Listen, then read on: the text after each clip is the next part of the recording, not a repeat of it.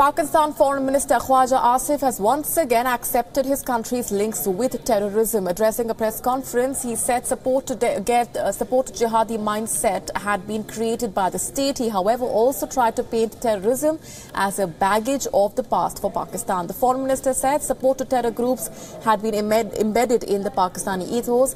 Ahead of his visit to China, Asif has conceded that Pakistan will continue to face embarrassment if it does not rein in terror groups like the LET and the Jaish-e-Mohammed.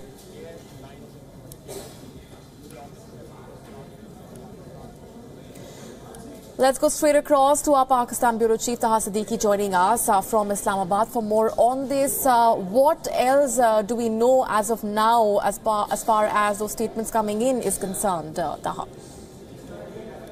Well, basically, Khwaja Asif today, he did a Foreign Office briefing after the three-day conference of envoys that had been called in from all around the world.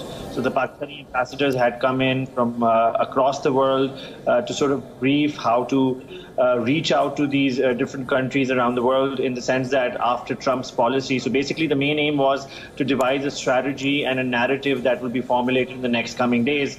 And that was what Khwaja Asif began with in his briefing today with regards to what will happen in the coming days.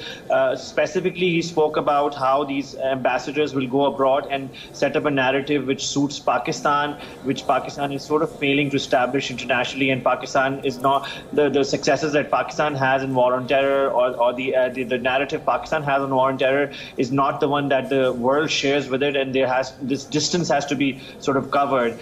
For that reason, Khwaja Asif also said that he is visiting different countries. Today, later on, he's going to be going to China, where he'll be meeting with his counterpart tomorrow. And then in a few days, he will also be heading to Iran, which is another important neighbor, according to what Khwaja Asif said. And then later on, he's going to be visiting a few other countries before heading to the United Nations General Assembly, where he's supposed to have meetings with other counterparts of his.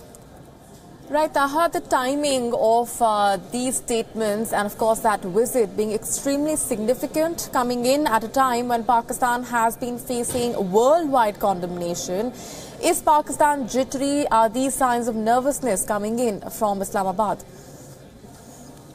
Well, in a question that was asked, Sana, from the foreign minister today, he, whether or not he realizes that Pakistan is facing isolation, and he responded by saying that that's a perspective that that internationally people, share, but Pakistan does not feel like that. And then he gave an example of China. He gave example of Russia, how in the last 3-4 years Pakistan has become closer to them. And then he also talked about other brotherly countries or friendly countries that in the Gulf region. So in that sense, but he did particularly mention that the visit to China is specifically because of that reason, in the backdrop of what has happened after the Trump policy, after the statement by United States President Trump with regards to Pakistan, and that Trump speech will be evaluated in China with his counterparts, and we've seen that China has come strongly in support of Pakistan. So definitely this will be one of the main agendas of heading to China and Iran later on. All right, stay with us, Taha. Just a quick roundup for those who might just be tuning in. This is Pakistan's admission of terror coming in at a very crucial time. Pakistan Foreign Minister Khwaja Asif has accepted his country's links with terrorism. This during a press conference that he was addressing earlier today. He said that support to jihadi mindset had been created by the state. He, however, also tried to paint terrorism as a baggage of the past, saying that support to terror groups had been embedded in the Pakistani ethos. Ahead of his visit to China, Asif has conceded that Pakistan will continue to face embarrassment if it does not rein in terror groups like the LET and the JEM. The foreign minister saying that support to terror groups had been embedded in the Pakistani ethos. Do we see, Taha, a turnaround there coming in from the minister? Because this statement is in sharp contrast to the ones that he's been making earlier. So it's an embarrassing U-turn, isn't it? Well, Sana, in that sense, I mean, today also when a question was asked about his particular statement with regards to the Lashkar-e-Taiba and Jaish-e-Mohammed and their existence on Pakistani soil, he went on to say that these organizations are proscribed, they are under watch, but they do exist in the country, and so he did accept that, and he said that one of the things that he said was that I am very clear, like Khwaja Asif himself is very clear that these problems exist in the country. They have diagnosed the problem, and the treatment is continuing, but it will take time. He said that this whole these people he referred to, the militant organizations, he said have been in the country for the last 40 years. They have been, as you mentioned also in your question, they have been embedded in the ethos of Pakistani people. So it will not take 2 to 3 years to remove them. But his sort of contention was that the Pakistani direction is towards removing them, to eliminating this baggage that Pakistan itself helped create. All right, and also as we continue to track this coming in, we also have reports suggesting, Taha, just an interesting perspective to also give our viewers on this story. When it comes to Pakistan's terror links, there is a study which is pointing out that Pakistan is among the worst 50 terror financing countries. This is a report which essentially points out that it's a study which has been pointing out that Pakistan is among the 50 worst countries in terms of terror financing, a study conducted by a Swiss group. We also, of course, are getting you the latest on the statements that have been coming in from Pakistan's Foreign Minister Khwaja Asif, talking about how Pakistan has the idea of in fact, how terror financing has been embedded in the ethos of Pakistan. The minister there accepting his country's links with terrorism. This during a press conference, he said that support to jihadi mindset had been created by the state.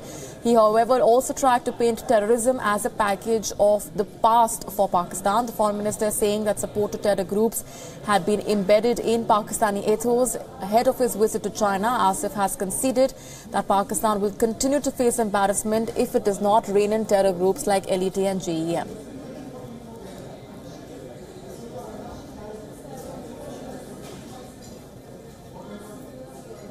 We're going to leave it there for the moment. Appreciate those details coming in from Taha Siddiqui as well from Islamabad. But moving on to other updates that we're getting to you at this point. Separatist leader Yasin Malik has been arrested and taken to central jail.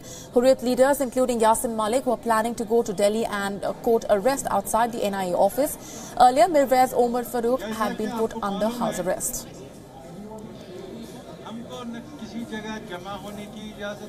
Separatist leader Yasin Malik has been arrested and taken to central jail. The Hurriyat leaders, including Yasin Malik, were earlier planning to go to Delhi and court arrest outside the NIA office. Yasin Malik, according to reports coming in, has now been arrested. Earlier, remember, Mirwaiz Omar Farooq had also been put under house arrest.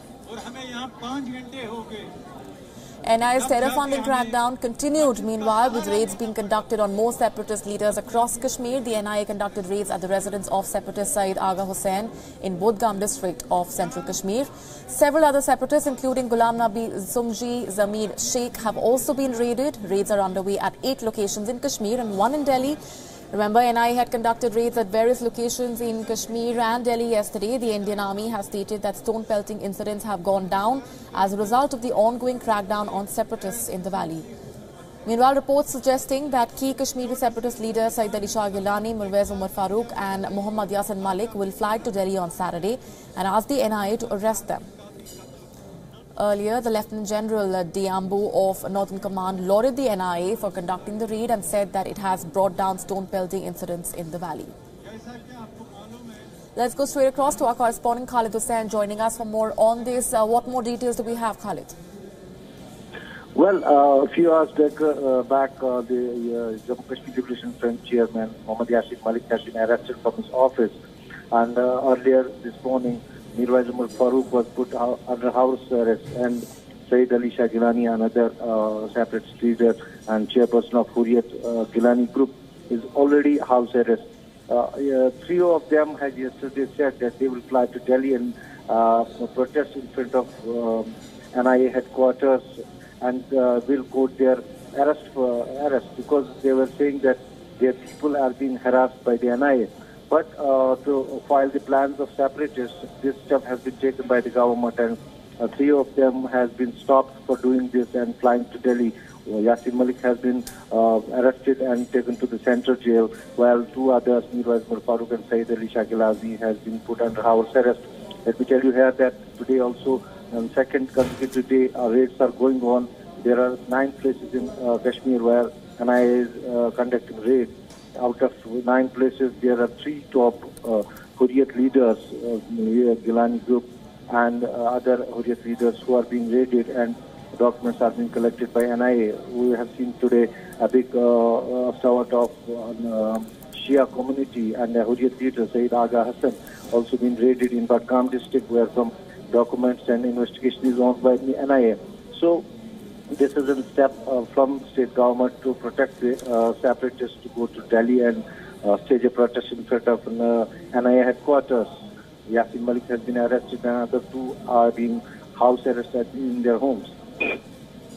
All right, we're going to leave it there for the moment, Khalid. Appreciate those details coming in. We'll continue to track the very latest coming in on that developing story where Yasin Malik has been arrested.